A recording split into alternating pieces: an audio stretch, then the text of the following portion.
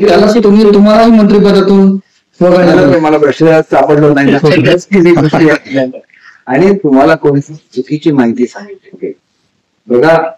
2-3 वेळा असं झालं की माझ्यापूर्वी रावल तिथं राहिले होते, त्यांचं मंत्रिपद गेलं, एवढं मी समजू शकतो. पण तिथं राहिलेला प्रत्येक मनुष्य हा मुख्यमंत्री महाराष्ट्राला झालेला आहे.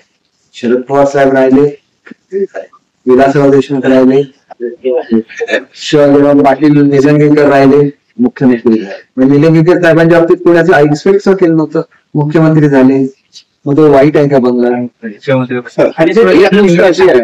आणि मंत्री पदावरून गेल्यानंतर मला रावल साहेब सुद्धा भेट घेतले. ते म्हणाले माझं गेलं तुमचंही गेलं, परंतु मी तुम्हाला एक गोष्ट सांगतो, आज लिहून देऊ आणि आज तुमचं रेकॉर्डिंग चालू आहे.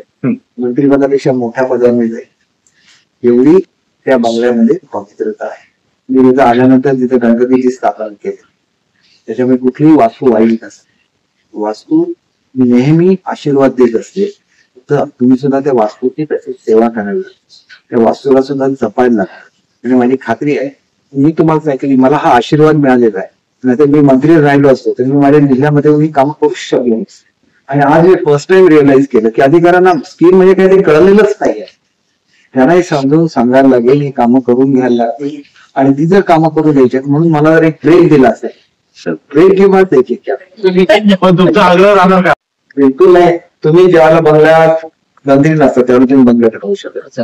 मी माझा फ्लॅट बघायला, मी असा मंत्री आहे बघा, माझा आजही मुंबईमध्ये स्वतःच्या मालकीचा फ्लॅट आहे. मी माझे पैसे सगळे गोरगरिबांवर खर्च करतो.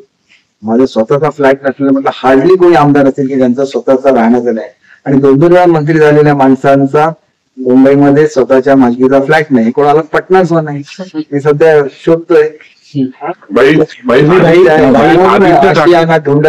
आपलं